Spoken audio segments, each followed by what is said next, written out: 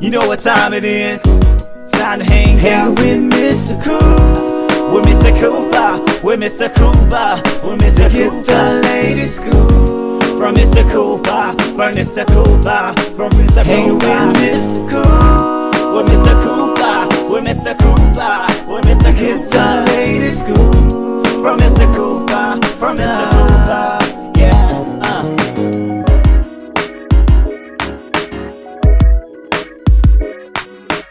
Welcome to the Big Scoop with Coop. I'm your host, Coop. Season 11 still going strong, people. If you haven't, make sure you go to the website, thebigscoopwithcoop.com, to catch episodes from Season 1 all the way up to now.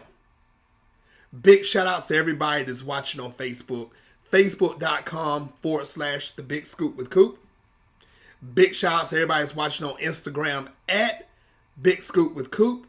And now also on TikTok. You can find me on TikTok at The Big Scoop with Coop. All right, people, enough about me. Today's guest, she is a successful book author. She has written books from all the way from 2009. It's called Hard Lessons. And also her newest book that's out right now that's called A Right Worthy Woman. Ladies and gentlemen, Miss Ruth Watson.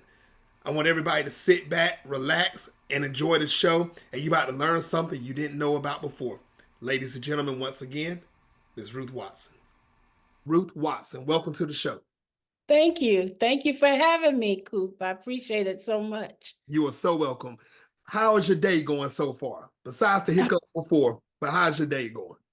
I think it's been pretty good. I mean, pretty good day.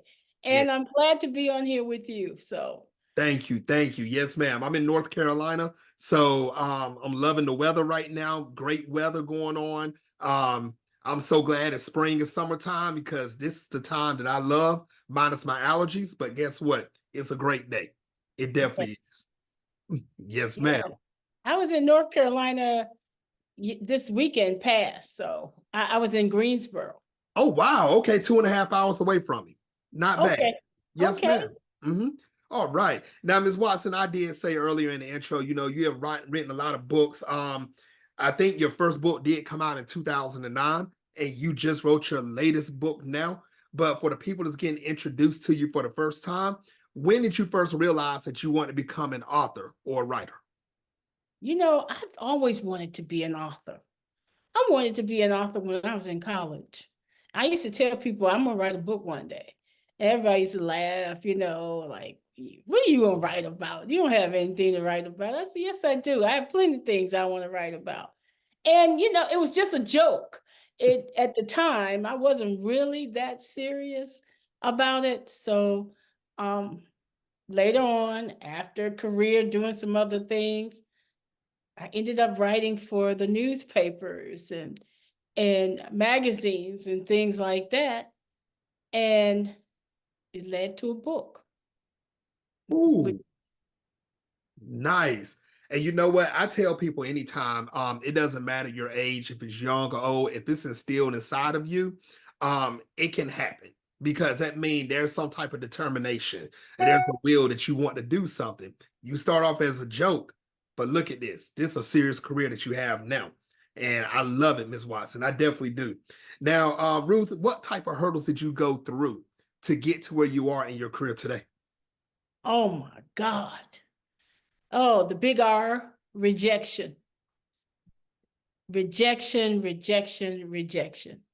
I wrote the book, thought it was pretty good at first, and I sent it off to an agent in Detroit at the time. And she said to me, and I usually agents don't respond back to you, but because she was recommended to me by Miss Pearl Clegg, I guess she felt the need to give me some feedback. And the writing was subpar. It wasn't right. I hadn't edited it like you were supposed to, Coop. I had just sent it in. You write the story, you're glad you finished, and you start sending it out. And then I realized I had to do a whole lot of editing. And then after that, she left agenting and went to being a publisher for Christian book publisher. So my book didn't fall in that category. So what I had to do was find an agent. So I had so many rejections. I wrote query after query after query. And it got so bad one time that I said to myself, you know, this is ridiculous, you know, that you have to go through this, because we hear about the slush piles and how your book may end up in this, your manuscript will end up in the slush pile, and how they might read your stuff, and that the query has got to get their attention. I kept on until I finally got an agent. Now that agent looked at the book, looked at the manuscript, and then she sort of put it aside because she had some other high-paying clients. So I guess she said, I'll get around to it. I don't think she ever pitched it to but 2 or 3 people. So I was like, okay, you got to leave this. This is not working for you. Then I started with another rejection pile. So you're talking like 30, 40 rejections again. That's how it happens. It gets to the point where you've been rejected so much that either you're going to cry or you're going to just say, you know, forget it. I was at that point, both cried and say I was going to forget it when I got an agent. And then I got an agent. Now, after getting the agent, it took her maybe 8, 9 months to sell the book, the manuscript. So once you get the agent, then they got to pitch it and try to sell it. And even still, while they're selling it, they're telling you, well, you might want to, you know, do this to the manuscript. It might need some clarification. So you're continuously editing the manuscript because you want it to be the best it could be, because they want to see the first 3 chapters. And after that, finally, I mean, I was about to give up for real. I was at that, I was saying, you know, this is my 3rd career. I'm done. And I got the call that my book had been sold to Simon and Schuster. That's what I'm talking about. That's what I'm talking about. And you know what? I think that was a test from God right there, trying to see if you was going to hold on to that little bit of faith. And look at you. You did. And look where it got you. Yes, ma'am. Now, Ms. Ruth, let me ask you this. Did you have any mentors to help you out on the way from the beginning of your career all the way up to now? You know, I didn't have any mentors, but I did meet Miss Pearl Clegg at the Cleaners. Wow. And she wasn't selfish. You know, a woman of her status, a playwright, right, a best-selling author herself. She said to me, you know what? When you're done with your book, I'll give you, she gave me her phone number. She said, call me and I will connect you with my agent. But her agent was the one that told me it wasn't right. But I'm glad she did, because it was the best advice I would have ever gotten, because nobody else would have told me. Nope. They would have just rejected me straight out and not given me the advice that she gave me. And she told me to always be prepared, get your stuff ready, always, you know, hone in on your skill before you send it out, because you only have one time sometimes to get somebody's attention. And I took her advice. And so, but as far as mentorship, somebody telling me, no. I went to the library, got books, and read it myself. And then a lot of times we can be a little selfish. People can be selfish when they're climbing the ladder. They don't have time to tell you what they did to get there. So I didn't have that kind of help. I reached out to some people and they were like, really, call me. When I called them, they were like, I'm too busy to talk to you. So I knew at that point that it was just going to be me and my faith. And that's exactly what happened. I said, you know, Lord, if it's meant to be, it'll happen. You're right. And I just kept on. And I kept on. But I'm telling you, I almost quit. I'm so glad that you didn't. And you know, a lot of people, when they don't want to give you advice, they are threatened by you. They're scared that you're trying to step on their head to keep climbing up. And I mean, there's enough room for everybody in this world to succeed. It really is. It's just the point of stop being scared, and how they say it these days, stay in your lane and just keep going. And that's what you did. Now, you know what? And I'm glad you mentioned that, because I want to know your personal opinion about this. I know the rejections you went through, your steps that you took to get to where you are. Do you feel like it's harder to be an author in today's time compared to 20, 30 years ago? Yes. For African Americans, yes. And I'll tell you why. 20 or 30 years ago, there was a need for African American authors. There weren't that many of us, very few of us. And as time went by, you know, like in the late 80s, early 90s, there was an influx of authors that got contracts in publishing because they needed some African American authors. Right. They have plenty of us now. So very difficult. It's not easy at all.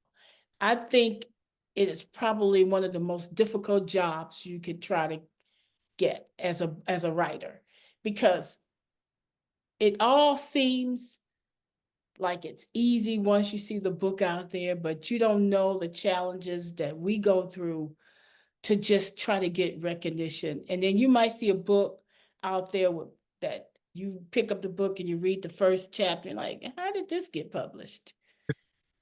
And you mean really, and you say, wow, it's just two separate types of things. And we're trying to break open those gaps and bring those gaps together. I mean, not break them open, pull them together.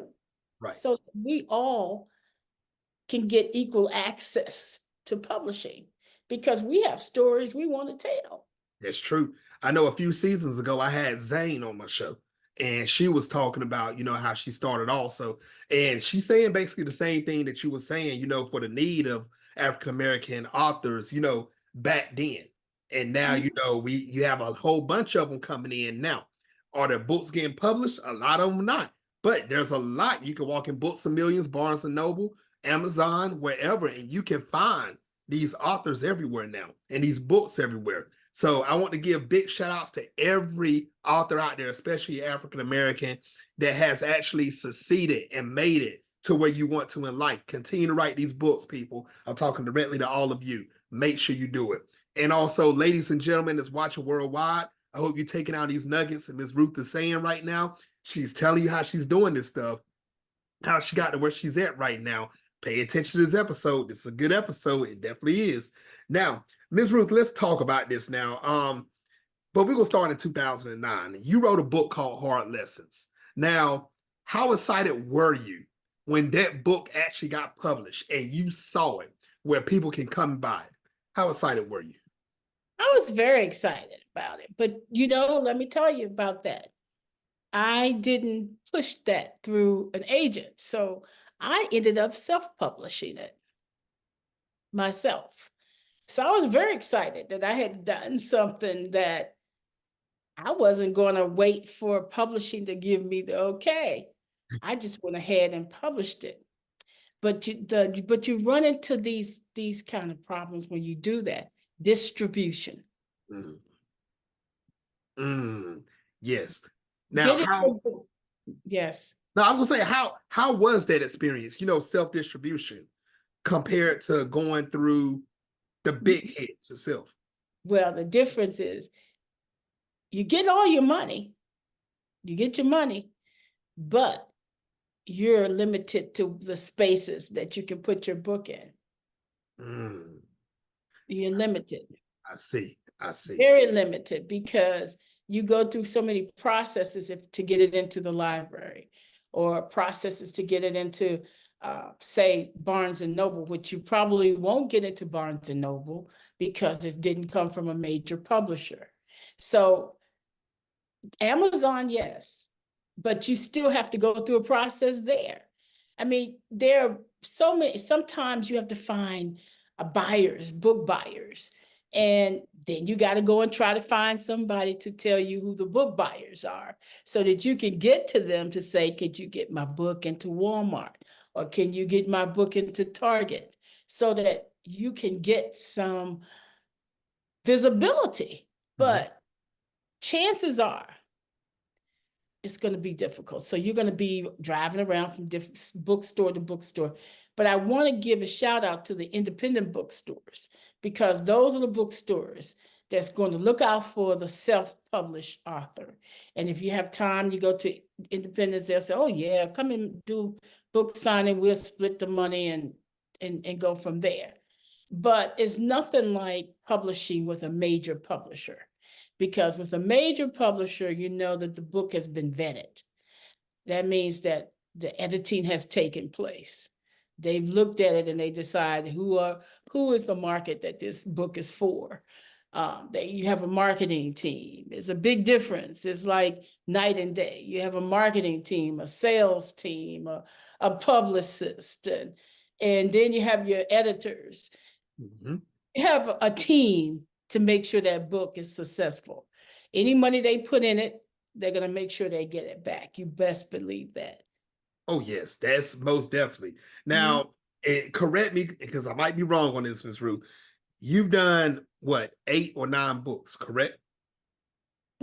Yeah, I have. Somewhere in that area. Yes. Now, do you feel like by each book it's gotten easier and easier, the process, not just the writing? I'm talking about the full process from start to shelf. No. This is my first, A Right Worthy Woman is my first hardcover novel. The rest of them have been soft cover. Soft cover is easier for them to print. It costs less for them. They're going to invest less money. This is the first one that they put some real money behind. Okay. So that's a lesson to learn. But as long as you get published, it doesn't matter whether soft cover or hardcover, but you know that a hardcover novel, they're going to make sure that they push it a little bit more, because it costs them more to do that. And they make a decision. They don't nowadays, the contracts don't say hardcover or soft cover. They decide that at the very end as to whether or not you get a hardcover novel. You know, when I was younger, I always wondered, I mean, like during my teenage years, younger years, why were some books hardcover and some was soft? And I always thought maybe it was just a style that people wanted, until I learned a few years ago what that really meant. And I was like, wow, the difference in between going hardcover and soft cover. There's a different level between those two. And I see what you're talking about. I definitely do. Now, Ms. Ruth, let's talk about it now. Let's talk about that hardcover book, A Right Worthy Woman. Can you tell everybody about this book, what this book is about, and how can they find it? This book is about America's first female and African-American banker. She chartered a bank in 1903. African-American, yes. And you'll hear people say she's the first African-American, but she's also the first female banker in America. So she's everybody's banker.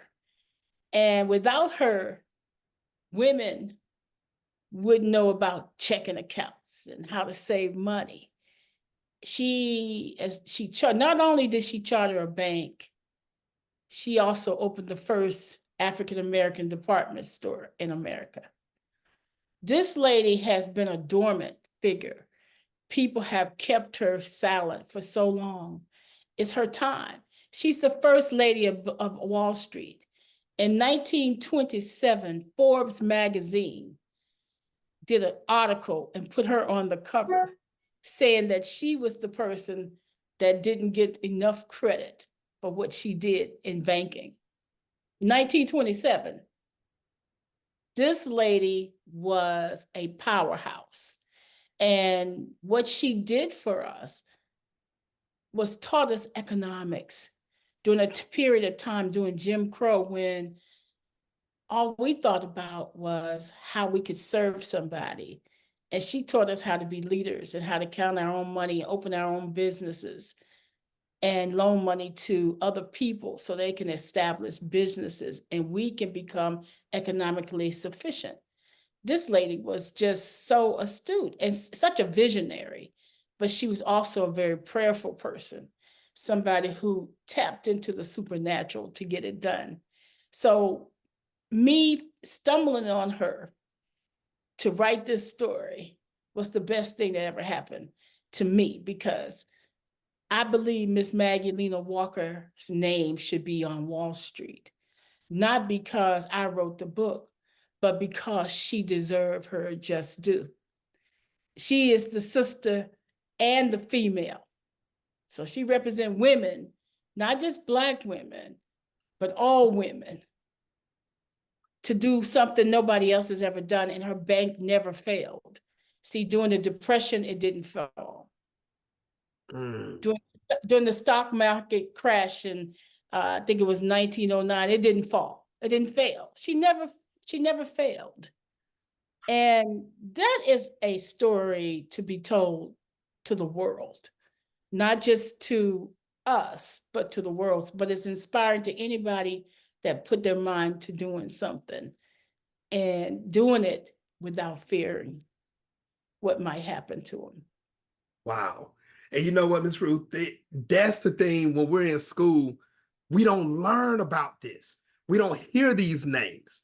You only hear about the Abraham Lincolns and the George Washingtons and, okay, I'm telling my age now, but still, all the way up to current for Barack Obama, all the way up, Kamala Harris, you know, you hear these names, but the pioneers that started it, or kids these days, the OGs that started, y'all know what I'm trying to say, that we don't hear about that. And that's the crazy part. Ms. Ruth, I am so glad that you wrote this book. And I'm telling everybody to go out there and get this book. Where can they get it at, Ms. Ruth? This book should be at every place you buy a book. I mean, Barnes and Noble, Amazon, the independent bookstores. And if they don't have them, tell them to order it, because libraries, this book is everywhere. And there are no place that this book should not be. And if it's not there, just tell them, please order the copy of A Right Worthy Woman by Ruth P. Watson. I have a website, ruthpwatson.com, that you can leave comments on. But more importantly, wherever you are, let somebody know, hey, we have not always been slaves, and we have not always been domesticated. We have not always, we've been bankers. I mean, we owned a bank that did not fail. There's a lot of banks that crashed during the Great Depression, but not the St. Luke Penny Bank. It did not crash. So we have so much to be grateful for, and to hold her in the highest of esteem for what she's done. So that's what I'm talking about. Ladies and gentlemen watching worldwide, make sure you go get this book. Go get it for yourself. Get it for your family members. You know what? Get it for your haters also, because they need to read this book. They need to all know about everything that's going on back in the day all the way up to now. There's missing information, people, and Miss Ruth is writing this book for everybody to read it. Once again, make sure you go get this book. Don't go get it now because you're watching this interview. After the interview, get in your car, call an Uber, get online. I don't care. Go get the book. You know what to do. A Right Worthy Woman. Ms. Ruth, one more time, give them the website one more time. The website is ruthpwatson.com, www.ruthpwatson.com. Make sure you go visit that website also. Leave a comment. Let Ms. Ruth know what you thought about the book. I know she'll love to hear about it. Now, also, Ms. Ruth, let me ask you this. Are there any other projects or future books that you're planning to work on that you want the world to know about right now?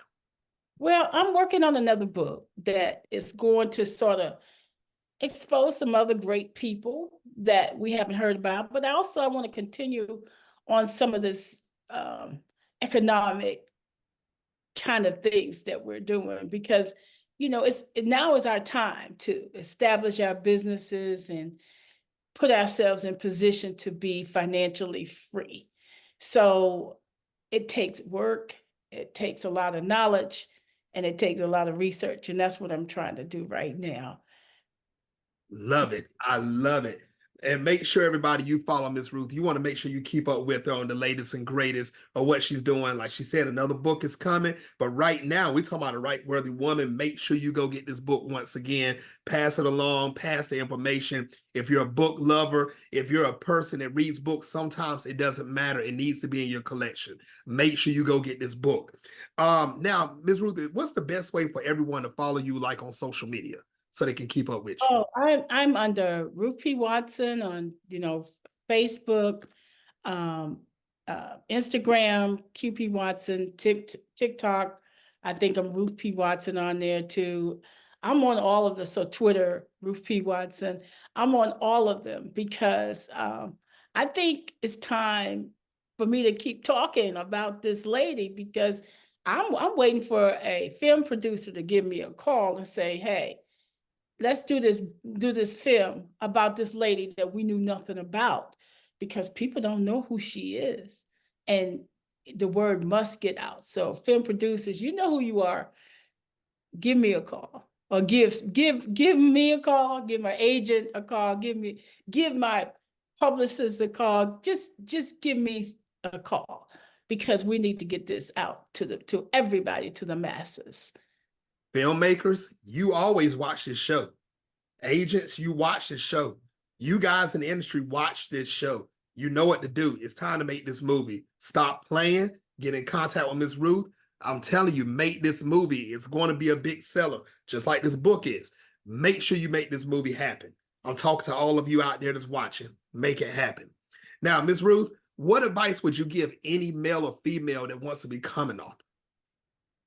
I want you to always never listen to the naysayers.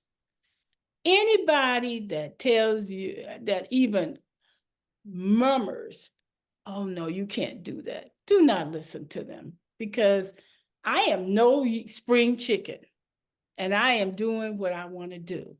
And I want you to be inspired to do whatever you want to do in life to reach your goals.